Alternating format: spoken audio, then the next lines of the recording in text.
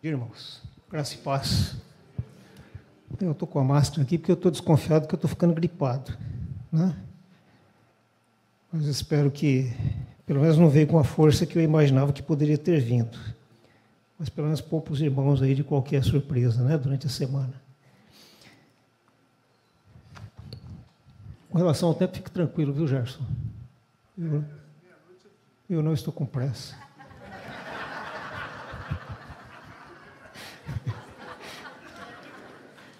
Espero que os irmãos também não, né? É brincadeira. Brincadeira. É que quando a gente começa, aí o tempo, né, se torna um elemento adversário, né? E nós estamos aí nessa caminhada dos convites que Jesus fez. E hoje vamos pensar em mais um, né, dentre esses convites. E para falar sobre esse convite, eu vou começar com uma provocação, como sempre, né? Vou lá para João 10. Não é esse o texto, tá? Depois nós vamos para o texto propriamente dito. É João 10, 10.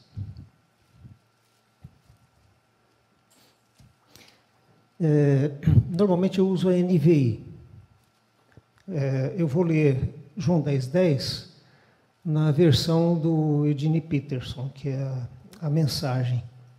O texto que será para a nossa reflexão, eu lerei nas duas versões, tanto na NVI quanto na mensagem, devido à linguagem utilizada, de modo que a nossa visão se amplie um pouco mais, não é?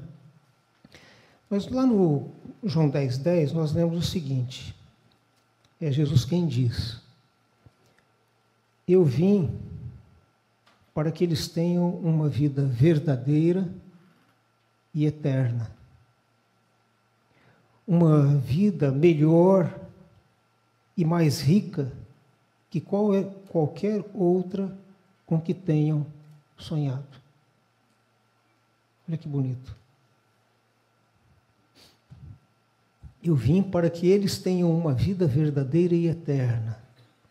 Uma vida melhor e mais rica que qualquer outra com que tenham sonhado. Na versão com a qual nós estamos acostumados, nós lemos que eu vim para que tenham vida e tenham vida em abundância, ou numa outra tradução, uma vida plena. Ok, a minha pergunta não é só para o irmão, né? Já me fiz a pergunta. O irmão está vivendo essa vida? O irmão vive essa vida mais rica? Uma vida com a qual o irmão jamais imaginava viver? É essa vida que eu e você vivemos?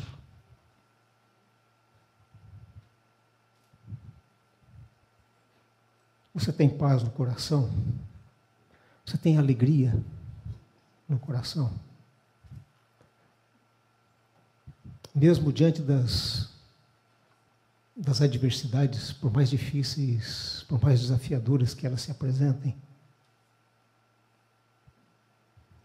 você está feliz em viver essa vida?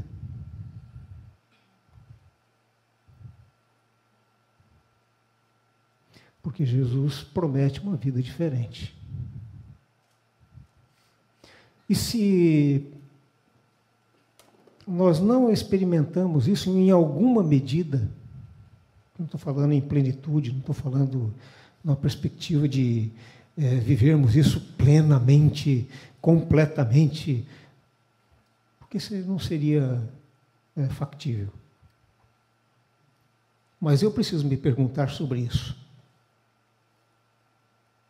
E se algumas coisas que eu deveria viver não vivo, alguma coisa deve estar fora do lugar. Nós cantamos, não foi a última frase que nós cantamos aqui? Como que é? És tudo que eu preciso, Jesus.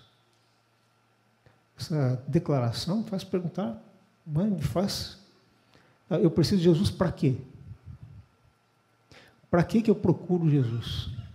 Eu procuro Jesus quando eu preciso de pontinhos. Só que isso vai muito além de uma relação utilitarista, onde eu procuro Jesus quando a água sobe. E normalmente nós esquecemos desse um pouco mais, que é o mais importante. Ok.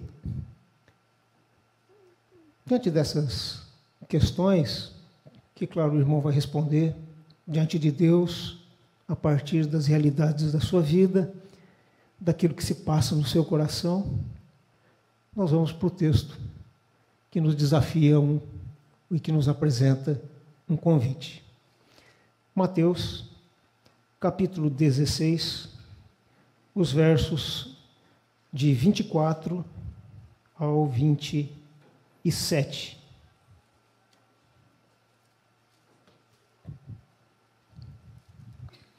O 24 é o chave, mas não dá para pensar no 24 sem pensarmos no 26, 25, 26 e no 27. Então Jesus disse aos seus discípulos: se alguém quiser acompanhar-me, ou se alguém quiser seguir-me, negue-se a si mesmo, tome a sua cruz e siga-me. Pois quem quiser salvar a sua vida, a perderá. Mas quem perder a vida por minha causa, a encontrará. Pois que adiantará o homem ganhar o mundo inteiro e perder a sua alma? Ou que o homem poderá dar em troca de sua alma? Pois o Filho do Homem virá na glória de seu Pai, com os seus anjos, e então recompensará a cada um de acordo com o que tenha feito. Essa é a NVI. Agora eu vou ler na mensagem. Então Jesus orientou os discípulos: quem quiser seguir-me, tem de aceitar minha liderança. Quem está na garupa, não pega na rédea. Senão cai do cavalo, né? Eu estou no comando. Não fujam do sofrimento. Abracem-no. Sigam-me, e eu mostrarei a vocês como agir. Autoajuda não é ajuda de jeito nenhum. O autossacrifício é o caminho, o meu caminho, para que vocês descubram sua verdadeira identidade. Qual é a vantagem de conquistar tudo que se deseja, mas perder a si mesmo? O que vocês teriam para dar em troca da sua alma? Não fiquem obcecados em fazer negócios, antes que percebam, o Filho do Homem virá com todo o esplendor do Pai, acompanhado por um exército de anjos. Então, vocês obterão tudo o que sempre desejaram. Não é sonho. Interessante, né? A perspectiva do Eugene Peterson, onde ele reúne alguns elementos que são fundamentais no entendimento do texto. Primeiro, porque o primeiro não é tão simples de ser entendido assim. Né? Quando lemos o convite, ele diz: se alguém quiser acompanhar-me, negue-se a si mesmo, tome a sua cruz e siga-me. Ok, o que é negar-se a si mesmo? O que é tomar a cruz? Que cruz é essa? Se nós não tivermos respostas minimamente claras, podemos fazer uma confusão tremenda e talvez não entendermos para onde Jesus quer nos levar. Por isso, O convite que Jesus fez à luz deste texto é o convite para o discipulado. Esse é o convite para mim e para você. Então, antes de seguirmos, eu fiquei pensando no discipulado e vou falar a partir, claro, com as minhas palavras. Não é? O que é o discipulado? O discipulado é aprender com Jesus a ser como Ele é. Na caminhada com quem tem aprendido e continua a aprender a ser como Jesus é. Isso que é o discipulado. Eu preciso aprender a ser como Jesus é.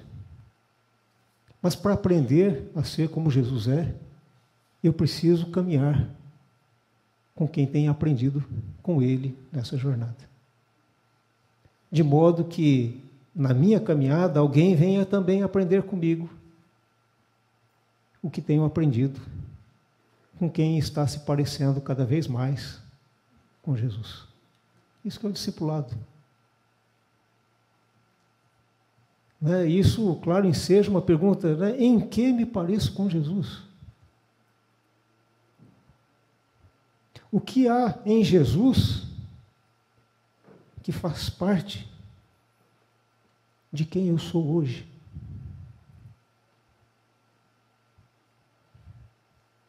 Por isso nós falamos sobre a vida que Jesus promete. Porque se essa vida que Jesus promete não está brotando de quem eu sou, então eu preciso retomar minha jornada discipular. Eu preciso retomar essa jornada. Isso se aplica a mim e se aplica naturalmente a cada um de nós, porque o discipulado só termina quando nós chegarmos lá, na eternidade. Então esse é o convite, né? E pensando sobre o discipulado, o Francisco de Assis, né, dizia o seguinte: o discipulado, ou seguir a Cristo, não era a coisa mais importante da vida. Era a única. Então, o discipulado não é a mais importante. É a única coisa. É por isso que estamos aqui. É por isso que ouvimos a palavra, pregamos a palavra, compartilhamos a palavra, vivemos experiências, compartilhamos nossas experiências, porque nós queremos ser como Jesus. Jesus é o modelo para nós. Ele é a nossa inspiração, né? Ele é a nossa referência, enfim. Então, não é a mais importante, é a única. E se isso não está acontecendo, nós precisamos... É um sinal de alerta. Pode ser que a religiosidade tenha obscurecido a nossa visão do Mestre. Então, o discipulado é tanto um convite como um meio para chegarmos à vida plena, para vivermos a vida que Jesus quer que nós vivamos.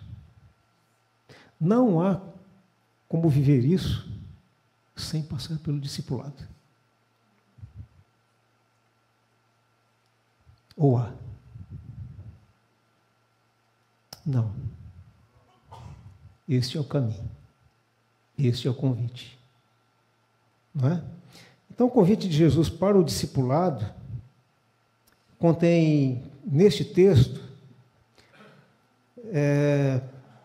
no texto inicial são algumas exigências, que você já pode ter observado até pela qualidade dos verbos. Mas o texto prossegue. E quando aparece assim, Gerson, no texto, pois, aí eu falei, epa, tem alguma coisa aqui que eu não posso deixar passar.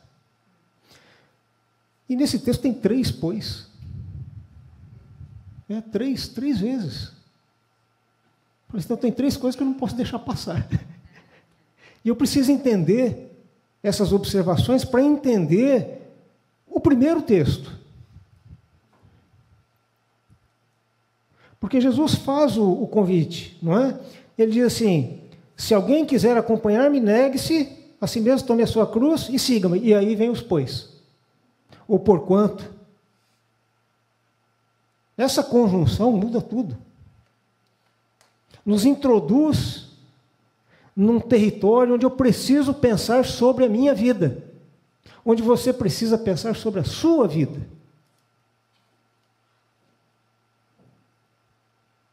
O convite está posto. Mas aí ele diz: pois o quê? Pois quem quiser salvar a sua vida, a perderá. Mas quem perder a vida por minha causa, a encontrará. Não é isso? Como essa vida é engraçada. Não é? Às vezes, para ganhar, a gente tem que perder para poder ganhar. Não é isso? Essa é a lógica. Eu preciso abrir mão de algumas coisas que não têm valor, para que as coisas de real valor encontrem lugar.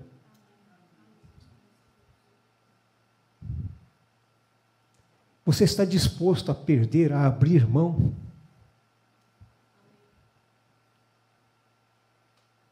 Do que você está disposto a abrir mão?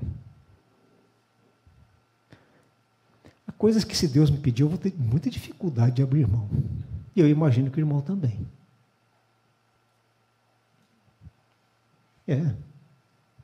Você já pensou, se Deus lhe pede algo grande demais, que você julgue muito, muito importante? Se Deus me pedir algumas coisas, o que eu estarei disposto? Eu ouvi uma história lá e depois fiquei pensando, porque eu gosto muito dos meus livros. Já pensou se Deus... Né? É a coleção lá, meus gibis lá do Pato Donald, do Zé Carioca. Eu tenho o número 1, o número 2, né? E alguns outros, acho que por aí, ó. Né? Isso revela um pouco o quê? É claro, a minha idade, porque isso aí é da década de 70, né? Então, a nossa coleção das seleções, né? Tem um pouquinho de seleções lá, um pouquinho daqui. Já pensou? Mas o que se Deus pedir para você, você teria dificuldade de dar, de entregar? Nós vamos ver no texto qual é o maior de todos os desafios. Algumas coisas são até fáceis, mas existe algo que é desafiador. Então nós só conseguimos ganhar se perdermos. E só podemos ganhar por meio daquele que pode oferecer vida. Vida que nós, por nós mesmos, não conseguimos alcançar. Porque se algumas lógicas se estabelecessem, nós não veríamos algumas realidades. Gente é gente em qualquer lugar, em qualquer situação. Gente tem problema conjugal, independentemente de onde mora, do que ele coma, do que ele vista, do que ele tenha, do nível que ele possa possuir. Gente depressiva é coisa de gente. Gente triste, gente angustiada, gente feliz, gente em paz. O que faz a diferença?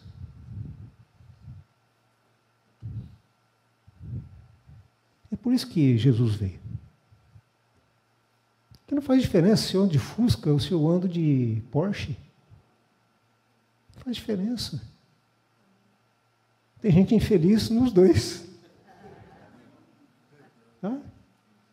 E não se iluda. Eu não tenho nada na conta, ou tem. Qual a diferença? A diferença é o que está dentro de você. Então não se iluda. Não são as roupas que nos definem, né, o que fazemos ou não fazemos. Porque se fosse, o pessoal lá de Brasília seria os mais felizes do mundo. A gente só vê tristeza. E quem promove a tristeza do outro é porque sua vida é igual.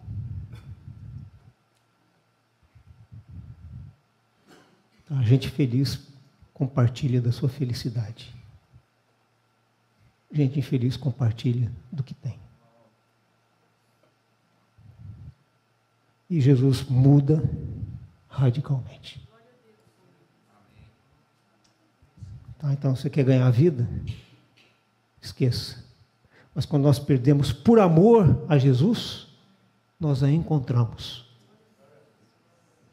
Tá, então, não se iluda. Você só vai encontrar o que você precisa. Eu só vou encontrar o que eu preciso em Jesus. Porque Ele que vai me dar o que eu preciso. Então, a segunda observação, o outro pois, assim, que adiantará o homem ganhar o mundo inteiro e perder a sua alma? O que o homem poderá dar em troca da sua alma? O que você está procurando? Do que nós gastamos a nossa vida? E cada um de nós, irmãos, escolhe no que vai gastar a sua vida. Então, o que eu faço no meu dia a dia são escolhas minhas. Onde eu invisto a minha vida, gasto o meu tempo, são escolhas minhas. E muitas vezes eu invisto pensando em mais. Pensando em algo que eu almejo alcançar. Só que é o seguinte, por mais que eu conquiste, nada disso, nada disso será suficiente para salvar a minha alma. Agora, quando estiver lá na beira, lá no finalzinho, quando você vê que a água já vai, não tem mais jeito, quando bate o desespero porque a vida se aproxima, e aí o que vai fazer? Tinha até um hino, né, diz assim, que eu vou morar no céu, só fica dependendo do preço do aluguel. Não é? Não adianta, não vai ter aluguel não. Né? Nem aquisição. O que o homem estaria disposto a dar em troca da sua vida? O que o homem estaria disposto a dar em troca da sua alma? Esse é um contraste importante, porque nós colocamos as coisas que têm real valor no lugar que precisa estar. E a nossa vida só encontra o seu real valor na cruz.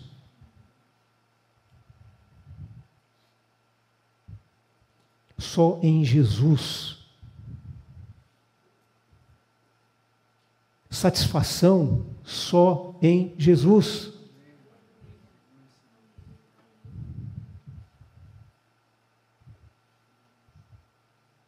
Mas quem é que está satisfeito nessa vida?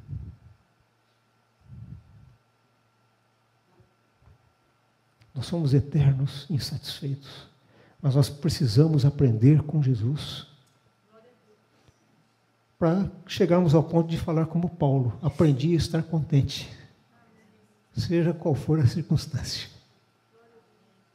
Aí, irmãos, nós deixamos de ser reféns das coisas que achamos que vão preencher os vazios do nosso coração. Porque Cristo preencherá o nosso coração.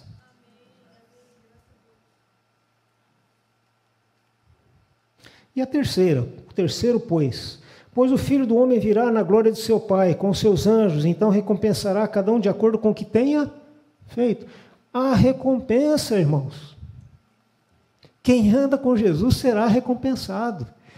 O Eugene Peterson disse o quê? Que quando isso acontecer, nós vamos receber aquilo que nós queremos, aquilo que precisamos, aquilo pelo que buscamos, mas de quem poderá nos dar o que buscamos. E não são as coisas, irmãos. Não são as coisas. Isso tem a ver com o nosso coração. O Senhor vai preencher o nosso coração. E as promessas que ouvimos sempre têm a ver com as coisas que estão aqui dentro, não com as coisas que estão lá fora. Porque as coisas lá de fora não fazem diferença se aqui dentro as coisas estão fora do lugar.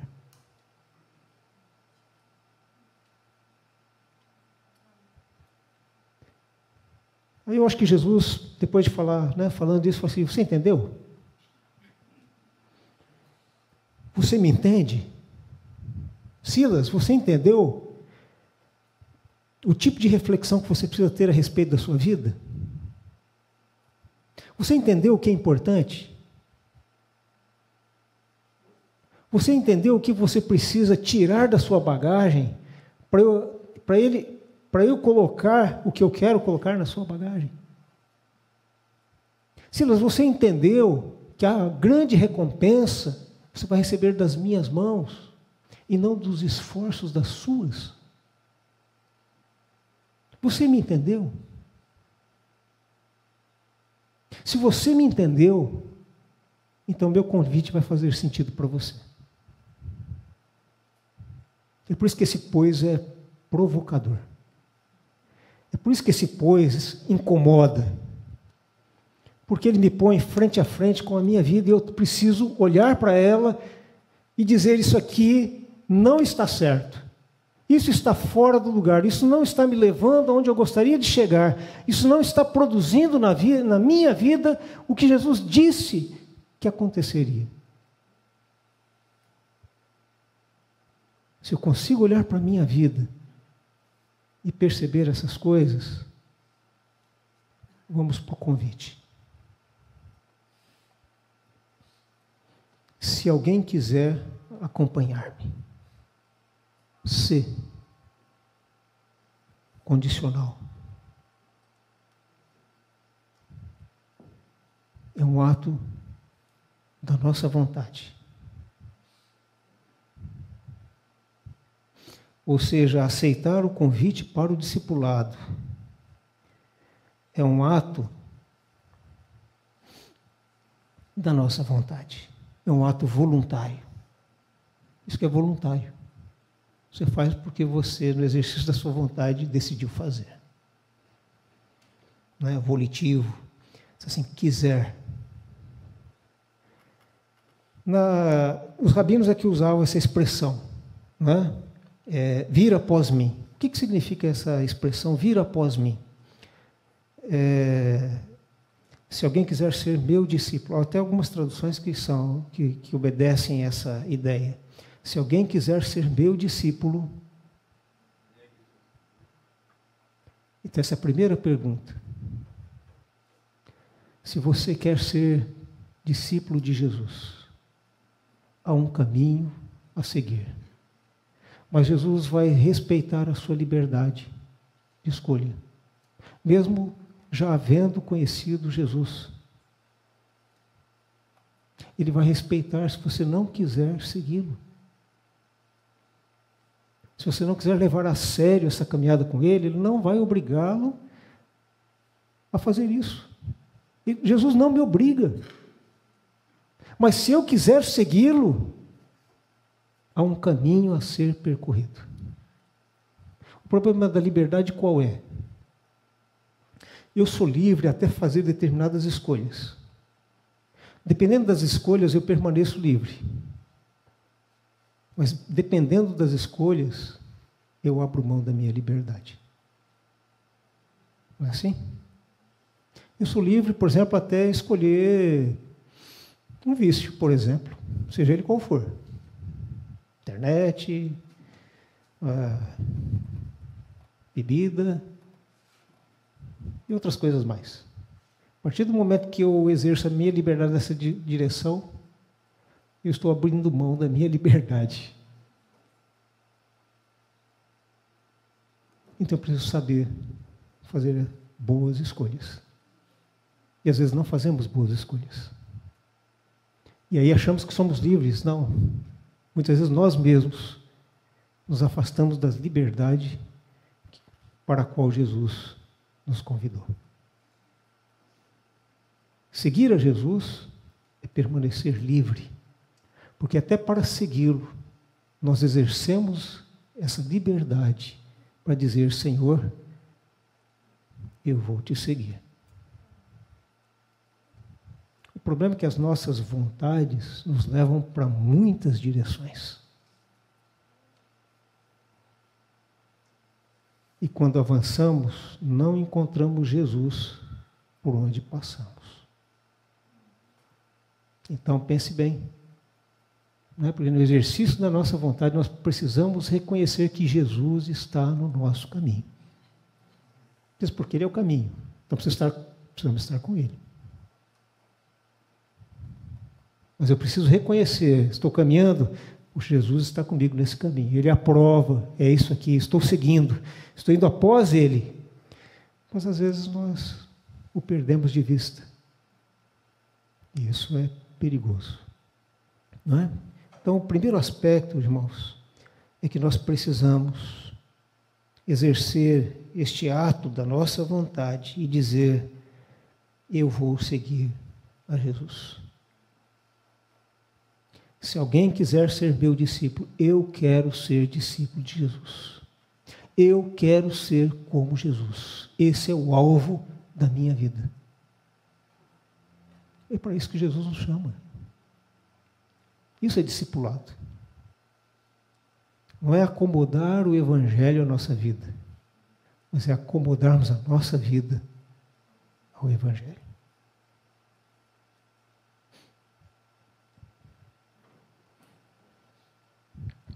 E Jesus, como diz o Bonhoeffer, não há como não citá-lo, né? Assim, Jesus dirige-se àqueles que, a despeito de todo o sofrimento, queiram segui-lo independentemente de quaisquer outras ofertas que sejam feitas. Porque você e eu receberemos muitas ofertas.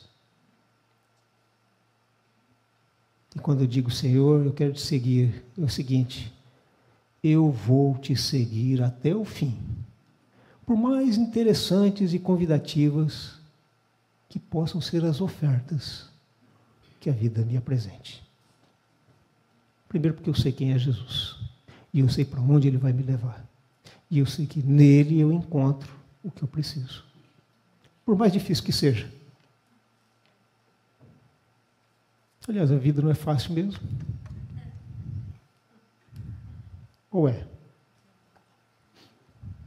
A vida é desafiadora. Há momentos de tranquilidade, assim, mas de repente vem um tsunami, sabe-se lá de onde. Não é? Enfim. O segundo aspecto que podemos identificar neste texto, e é desafiador, é quando lemos: negue-se. Versões que são redundantes, né? Negue-se a si mesmo, né? Porque para negar, está negando a si, né? Isso pode ser mesmo, porque senão não é si. Então, negue-se. Negue-se. Mas o que é essa negação? Essa negação é um ato de renúncia diante de Deus.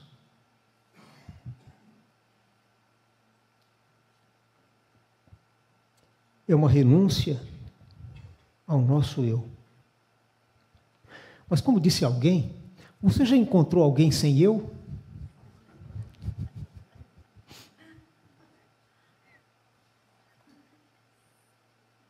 Já conseguiu eliminar o seu eu? Você passar por uma despersonificação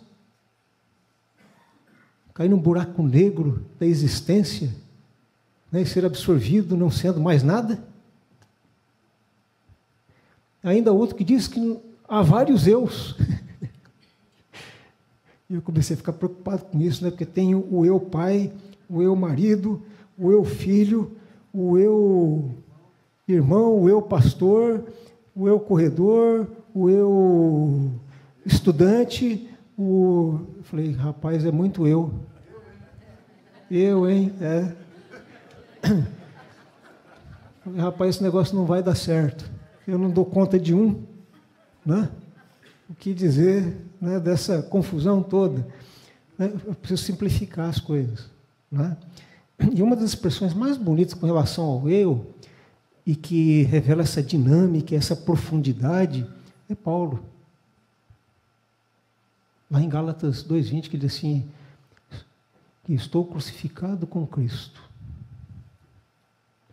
E agora não vivo, não sou eu mais quem vive, mas Cristo vive em mim. Isso tem a ver com negação. Você não deixa de ser quem você é. Mas nós nos tornamos cada dia mais semelhantes a Jesus. Ou seja, Cristo, de alguma maneira, será percebido em nossa vida por esta semelhança. Só que a negação, essa renúncia, não é opcional. Não é opcional. Aliás, todas essas palavras aqui estão no imperativo. Imperativo é ordem. Cada uma tem uma característica, né? Lá no grego tem um termo que chama auristo, que é pontilear, que a ideia é assim, negue-se, ó, de uma vez, é um retrato. Você olhou e falou, não, neguei a mim mesmo. Isso aqui é um ponto de corte na minha vida. O antes, agora é o depois. E negar-se, né, é um grande desafio. Porque nós conseguimos abrir mão de algumas coisas. O mais difícil é abrir mão de quem nós somos.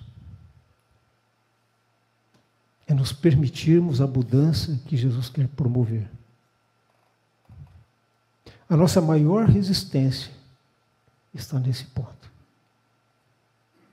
E se eu não negar a mim mesmo, como Deus poderá modelar, ou o Senhor poderá modelar a minha vida segundo a sua vontade?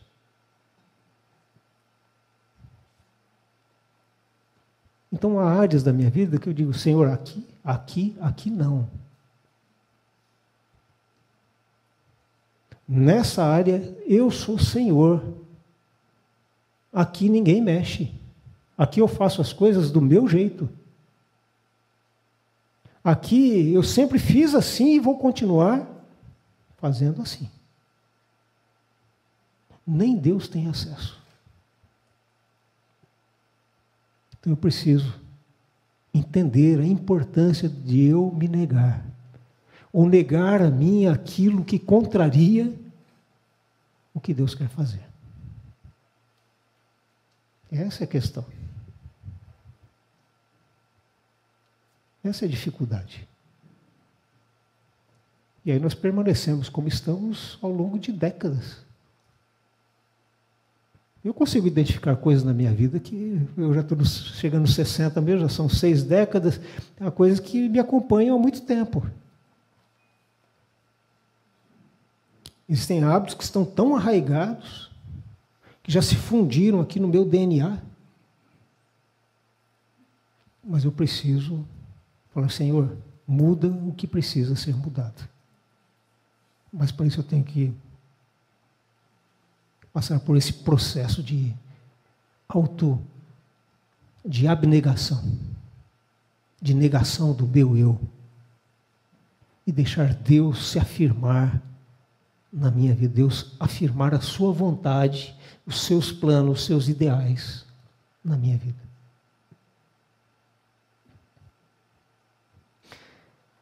estava lendo o Brennan Manning, tem vários livros dele, né? E aí ele cita um escritor, ele diz o seguinte, esse escritor diz que o evangelho pregado em todos os programas de televisão é este: só se vive uma vez. Portanto, aproveite tudo o que puder. Você é adepto disso? Nas redes, a gente ouve, a gente lê coisas nessa direção também. Essa vida é breve, aproveite ao máximo. Você só tem essa vida, então, ó. E você já percebeu que essas coisas começaram a governar os nossos planejamentos pessoais? Que nós não queremos perder tempo. Como se não houvesse amanhã.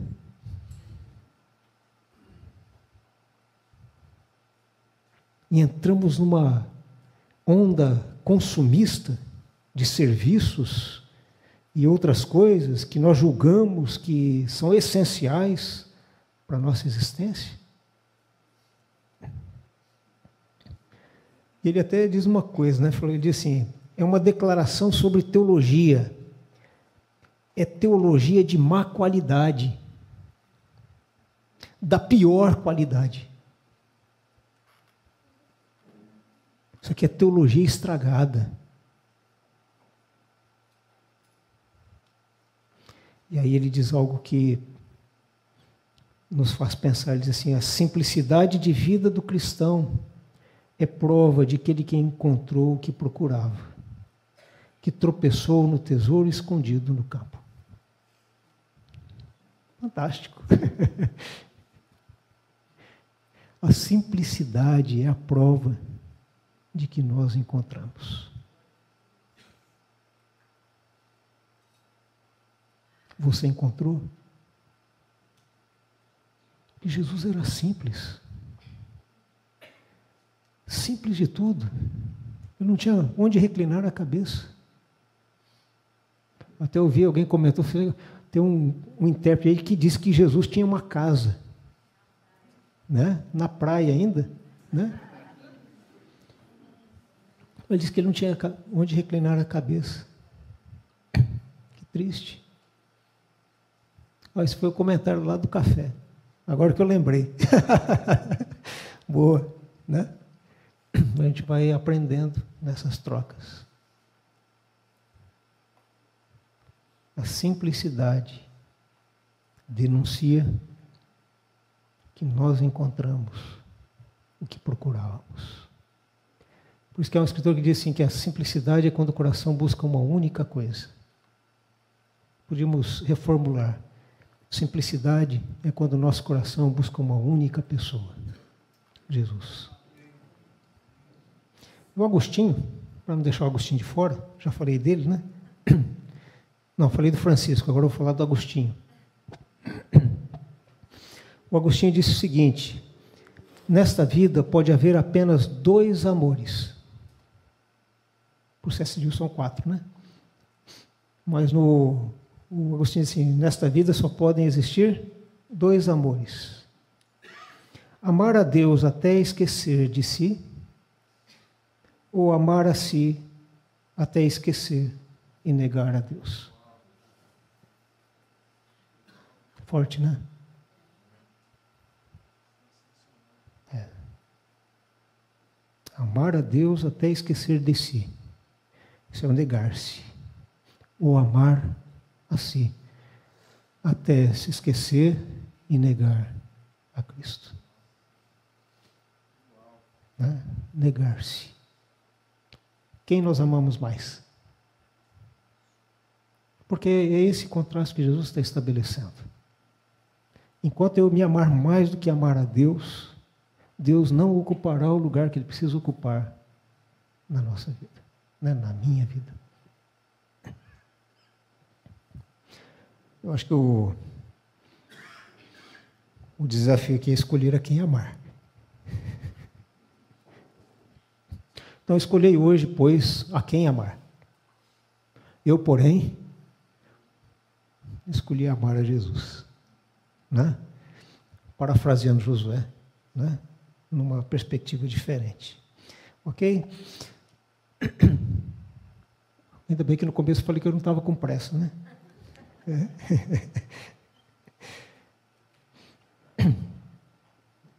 Um outro aspecto, irmãos, está no tomar a cruz. Né? Ele diz assim, olha, negue-se a si mesmo. Tome a sua cruz. Que cruz é essa? O que significa tomar a cruz?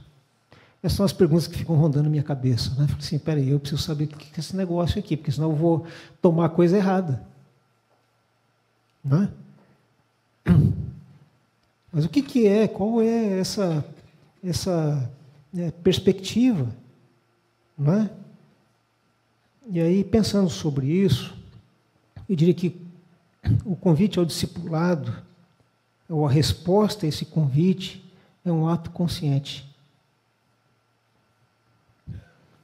Eu sei das implicações ao aceitar esse convite. E uma das implicações mais impactantes é tomar a minha cruz. Porque ele diz assim, no outro texto ele diz assim, cada um tome a sua, então é minha, é sua.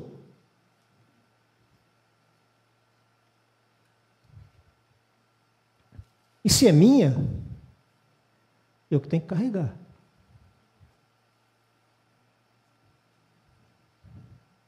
E normalmente cruz é símbolo do quê? De morte, de sofrimento, de dor. E quem quer tomar algo que vai trazer sofrimento?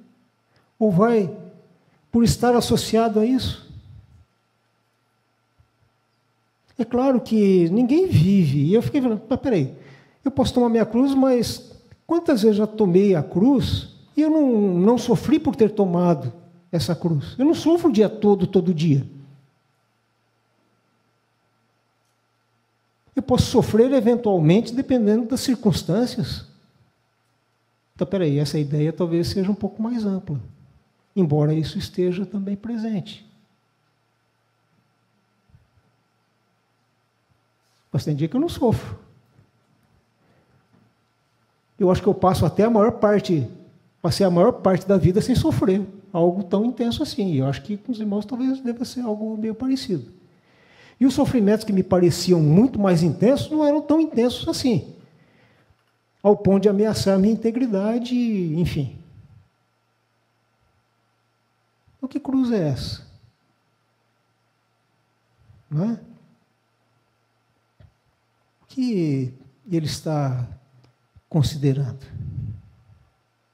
E eu gostaria de fazer algumas ponderações em relação a isso. E a primeira é o seguinte: cruz, de fato, tem toda essa implicação, mas na cruz também, no sofrimento de Jesus, nós encontramos salvação.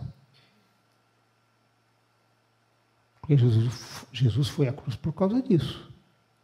E nós só conhecemos a vida de Cristo por causa dessa experiência. Mas há várias consequências dessa relação com a cruz. E aí eu vou simplificar. Quando ele diz assim, tome a sua cruz e siga-me. Nem sempre é o caminho mais fácil, mas é o melhor caminho. Eu aprendi com o Ednei que a água não vai pelo caminho mais curto. A água vai pelo caminho mais fácil. E às vezes pode ser o caminho mais longo. Mas a água sempre vai procurar o caminho mais fácil. Então nem sempre o caminho mais fácil é o melhor caminho. Pelo contrário, né? Diz que o preguiçoso trabalha mais vezes, né, em razão da... Então. Então a questão é a seguinte: nem sempre é o caminho mais fácil, mas precisa ser o caminho que vá produzir algo na nossa vida que seja de real valor. E nós precisamos ter critério em relação a isso. É muito mais fácil resolver algumas questões como a sociedade tem resolvido. Só que os resultados são os piores possíveis. Né? Com esse relaxamento da moralidade, né? Com esse distanciamento de Deus, com essa ênfase no materialismo, no hedonismo, o que nós temos colhido? Qual é uma das profissões mais promissoras? De psicólogo, né? E tem um campo extraordinário, porque não vai ter psicólogo suficiente. Aqui tem vários irmãos que sabem muito bem o que eu estou falando. Não é? Não vai ter psicólogo para atender tanta gente. Por quê? Porque é o caminho mais fácil. Mas tem detonado as pessoas, detonado as famílias. E olha, para consertar isso, quando consegue. Então é o seguinte, olha, tome a sua cruz. Pode não ser fácil, mas esse caminho será um caminho abençoado. Um dos aspectos que o Eugene Peterson realça, isso é muito importante, ele diz o seguinte, ele fala sobre identidade. Negar-se diante do convite de Jesus significa encontrar-se com quem de fato nós devemos ser. É uma restauração da nossa identidade, é uma reintegração da nossa existência. E ninguém vai se reencontrar se não se encontrar com o Filho de Deus, que é o único capaz de nos tornar quem nós precisamos ser, sem deixarmos de ser quem somos. Continuo Silas, mas espero a cada dia ser transformado por Jesus. Não é? Gerson, tem muita coisa para falar, tá? Não tem jeito, né? Mas eu vou falar algumas coisas importantes aqui. O que é importante quando nós tomamos a nossa cruz? Primeira coisa, a nossa cruz serve também para que seja crucificado tudo aquilo que se interpõe entre Deus e nós. Tá? Tudo aquilo que interfere na nossa relação com Deus precisa ser crucificado. Tudo aquilo que nos diz respeito, que diz respeito ao nosso eu, que está fora de lugar, precisa ser crucificado. Tudo aquilo que Deus não aprova precisa ser crucificado. Os sonhos que não estão em acordo, ou como a vontade de Deus, como lemos lá em 1 João, precisam ser crucificados. Nossas condutas que não estejam alinhadas com os ideais de Deus precisam ser crucificadas.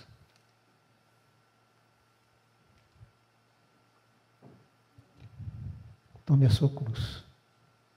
E tomar a cruz é algo sério. O convite ao discipulado é algo muito sério.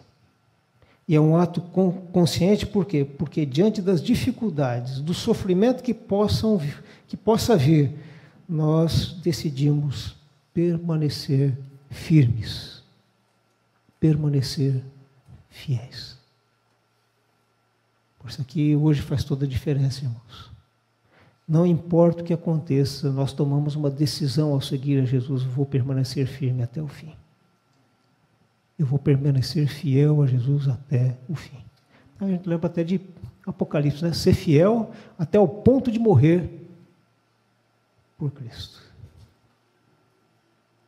esse é o limite. Não é? Então, há muitas outras coisas. Né? Um outro aspecto importante é lembrar que a cruz de Jesus, a cruz não era dele, era minha. E eu aqui, não querendo levar a minha cruz. Jesus levou a minha cruz lá, ele foi, né? Foi, e agora está dizendo agora que você precisa tomar a sua. Você precisa se identificar comigo. Você precisa estar disposto a ir nessa direção.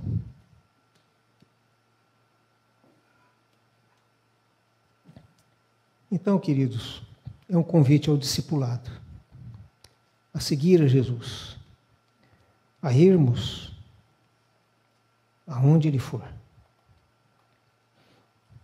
E aí eu vou terminar com uma frase do Brennan Manning. Porque quando nós estamos nesse caminho do discipulado, e pensando no eu, nos desafios da cruz, da nossa cruz, ele diz algo tão bonito, ele diz assim, o vaso de alabastro do eu precisa ser quebrado se quisermos que os outros sintam o doce perfume de Cristo. O discipulado não é algo que nos atinge e cessa em nós. Ser como Jesus é viver essa experiência. Que os outros possam ser alcançados, né, por aquilo que vivenciamos nessa relação com Jesus.